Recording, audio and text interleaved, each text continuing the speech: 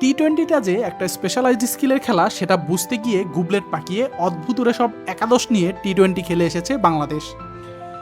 তবে বহুদিন বাদে প্রায় পারফেক্ট একটা টি-20 একাদশ নিয়ে শ্রীলঙ্কার বিপক্ষে তৃতীয় টি-20তে খেলতে নামে লিটন দাসের দল।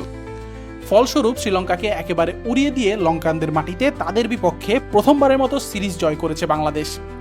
দেশের ক্রিকেটকে ঘোর অমানিসা ঘিরে ধরতে যখন শুরু করেছে ঠিক তখন এমন একটা সিরিজ জয় নিশ্চিতভাবেই দেশের ক্রিকেটের কালো আকাশে একটু করে সূর্যের উকি দেবার মতোই। ক্রিকেটের 3 ফরম্যাটের মধ্যে সবচেয়ে বেশি স্পেশালাইজড স্কিলের প্রয়োজন টেস্ট ও টি-20তে। তবে বাংলাদেশ এখানে বরাবরই গুবলেট পাকিয়ে এসেছে। এক ফরম্যাটের ক্রিকেটার অন্য ফরম্যাটে খেলানোয় বাংলাদেশের টি-20 দলকে অনেক সময় অ্যাসোসিয়েট দেশগুলোর থেকেও দুর্বল টি-20 দল মনে হয়ে এসেছে। শ্রীলঙ্কার বিপক্ষে সিরিজের প্রথম 2 ম্যাচের একাদশ নিয়েও ছিল নানান আলোচনা, বিশেষ করে টি-20-র নিয়মিত পারফর্মার ও গত সিরিজের সহ অধিনায়ক শেখ মাহাদিকে বেঞ্চে রেখে মেহেদী হাসান মিরাজকে একাদশে রাখার কোনো ব্যাখ্যাই খুঁজে পাচ্ছিলেন না কেউ। এমনিতে অন্য 2 ফরম্যাটে মিরাজের পারফরমেন্স নিয়ে প্রশ্ন তোলার সুযোগ নেই, কিন্তু টি-20তে মিরাজ এমনকি বাংলাদেশের সাপেক্ষেও অ্যাভারেজ মানের ক্রিকেটারও কিনা সেই প্রশ্ন বোধহয় তোলাই যায়। মিরাজের বোলিং তো টি-20-র মানের নয়ই, মিরাজের ব্যাটিংও আধুনিক টি-20 ক্রিকেটের মানের সাথে মোটেও যায় না।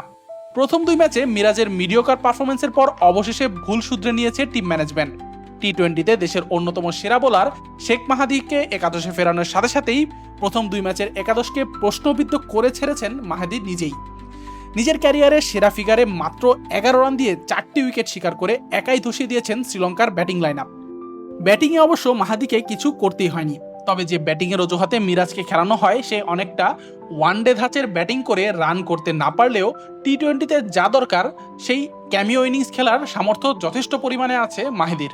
শুধু মিরাজের বদলে মাহিদিই নয়, প্রথম 2 ম্যাচের একাদশের মিডিওকার অলরাউন্ডারের আধিক্য থেকে সরে এসে সেরা ব্যাটিং ও সেরা বোলিং লাইন আপ নিয়ে মাঠে নামে বাংলাদেশ, যার দরুন ব্যাটিং ও বোলিং 2 ডিপার্টমেন্টেই প্রতিপক্ষকে রীতিমতো আউটপ্লে করে ছেড়েছে টাইগাররা।